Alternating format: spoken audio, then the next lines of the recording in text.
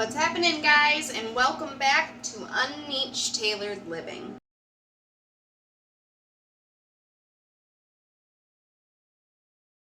So, on today's video, we are going to be learning how to preserve your dandelion. She found a cracker. Dandelion slash purple dead nettles. So let's go over a couple of things here. First of all, both of these are not only medicinal plants that you can find in your yard, these are also edible. So let's go over some of the medical reasoning for using these. So let's start with the dandelions, mostly because this is something I'm a lot more familiar with. I've been making dandelion products for a couple of years now, and I feel pretty confident in talking about those. The purple dead nettle, not so much, so we'll get to that one. So, dandelions. Usually people want to get rid of the dandelions in their yard. I want to plant more. It's actually been used for centuries as a traditional medicine, believe it or not. The leaves, the roots, the flowers, they're actually found in a lot of herbal tea. You can make tea, you can make salve, you can make salads, you can make whatever. Personally, I don't really care for eating dandelion salad. I think dandelions taste slightly bitter. Consuming it in that form is not my favorite. I have tried, not really a fan. To each your own. If you like dandelion salad, then great, because it's great for you and I wish I could eat it, but I just can't pull myself to do it. It's maybe if I cook, I don't know. We'll figure something out. There are many things you can make from dandelions. I personally use the salve quite often. The salve is great for muscle aches, sunburns, anti-inflammatories. I mean, I have an entire list of things that the salve is good for. That is my favorite. That is what I use the most of. I do take some of the dandelion flowers and I do mix them in with our food, like if I'm making burgers or something, and it's not bad. I can actually taste it. There's no texture. That's a way that I incorporate it into our diet and not just use just the salve. Dandelions contain let me start over. So actually, dandelions contain antioxidants. So they're, without getting too scientifical here, antioxidants are good for you. It helps normalize your metabolism. It helps with chronic diseases. It contains high levels of, what is it called? Beta something. It can protect you against cell damage. It's great. Again, dandelions help fight inflammation. Inflammation is injury or infection. So if you're consuming it or using it as a salve or however you decide you want to use it, disclaimer, stop. We're going to stop here. This is not medical advice. I am not a doctor. I am not certified. Nothing. This is just straight possibilities. Dandelions are not a one-all fix-all. That does not mean it is going to fix all of your problems. No herb, spice, food, whatever is going to fix all of your problems. But may it help it? Yes. Before doing anything, if you have any concerns, allergies, whatever, please consult your doctor. Do not just do this stuff if you don't know. Not smart. Again, back to the point. They can aid in blood sugar management, can reduce cholesterol, may lower blood pressure, promote liver health, aid in weight loss, anti-cancer effects. Again, not medical advice. Consult your doctor. Not a cure-all. These are all may. Support healthy digestion and treat constipation. Boost immune health. Be a useful skin treatment. Support healthy bones. There's lots, guys. I mean, for something that people consider a weed in their yard and are literally trying to kill and dispose of because it doesn't look pretty or it doesn't fit their well-manicured idea of things, it just astounds me that there are all these possibilities, which is all they are. They are possibilities. This is not a fix-all. But still, just even that slightest possibility amazes me that people want to continue to just see it as a weed. They don't want to take care of it. So anyways, we are pro-dandelion in our house. Pro-dandelion. Let them grow. Let them grow. Let them grow. Plus Remy likes to pick them. So it's pretty cute to watch her do that. So let's take a step over here to the purple. Oops. Dead nettle. Okay, so purple dead nettle. The name sounds scary because that's what I thought.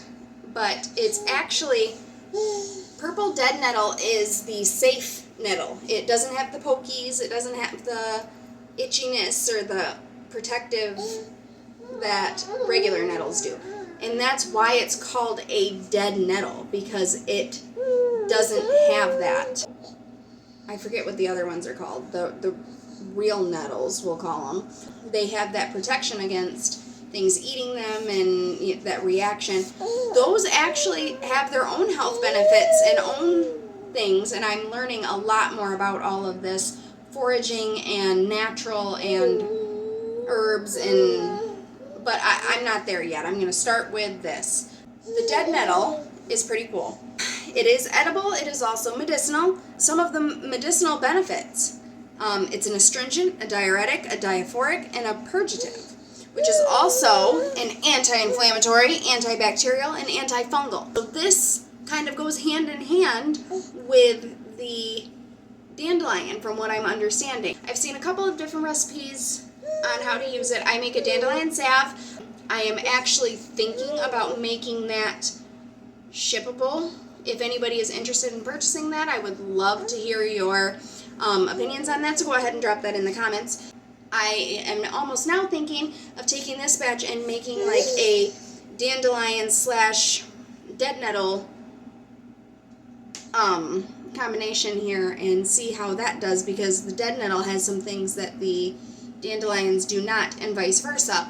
That salve might be a really good thing to have around. I am also trying to learn on tinctures. If you would like to see a video on making tinctures / trying tinctures / whatever, let me know and we can get that going too. But on that note, let's start getting this stuff going and we will take it from there. Okay guys, so first things first, with anything that you bring in your house from outside, whether it be from your vegetable garden, from your yard, from your neighbor's yard, from wherever, if you're going to forage, make sure, one, no chemicals were used there. Always. We don't want chemicals. Chemicals are bad, especially when we don't know what they are. Try and keep it a pollution-free area, so not near roadways, not where a lot of pets, livestock roam, things like that, to keep yourself safe. The thing you do after you get them in the house, and I'm going to tell you why, is you always want to wash them, because right now I've got them in my sink and I can see an ant running around on my dead nettles. We don't want that. We don't want buggies. Alright, so now they're rinsed. I'm kind of flopping them around a little bit here. And then I'm going to lay them out and let them dry. You have a few options when you're letting them dry. You can either A, bake them. And when I say bake them, I don't mean bake them. You're going to set the oven at its lowest setting, slip them in there, and kind of just dry them out a little bit faster. Hang them. You can do the tray method, or the, what's the word I'm looking for?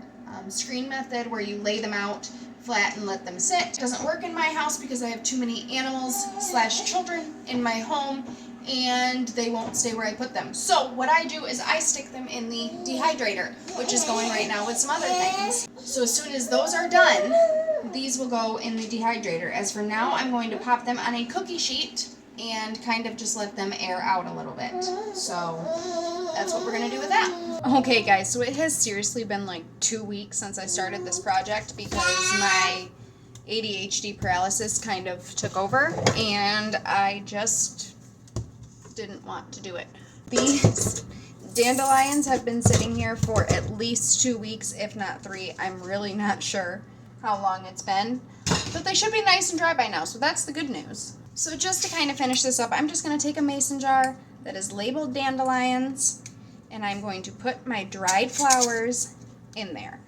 And the reason I'm doing this instead of something else, like putting it directly into oil, is because I have other things that I would really like to do with the dandelions as well.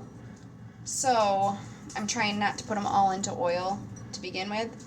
so that I can make those other things. If you can relate to that ADHD paralysis, I want you to hit like on this video right now because it is a very real thing. Look, it flowered out. Make a wish. See, there it is again. I'm everywhere. So yeah, we're just tucking them in here. And I did this with my dead nettles too. Those are already done. So okay, so I know this wasn't a hard task, so I really, logically speaking, in my mind, don't know why I couldn't pull myself to do this earlier. I mean, I'm done already. I just couldn't. I just didn't want to do it. But I want this dehydrator off my counter. So, all right, there we go, guys. There is your dried dandelions to make other stuff with. And the dead nettles look exactly the same, except for they are dead nettles. Can you stop pushing me? I have a hard enough time focusing. Alrighty guys, so that concludes this video. I will do another video later on actually making something with these bad boys. So be sure to subscribe and hit the little notifications button to get notified of when that gets put on here. And like the video, subscribe to the channel, comment anything else that you see fit. And last but not least, you guys, remember to smile. Smile! Okay. Mwah.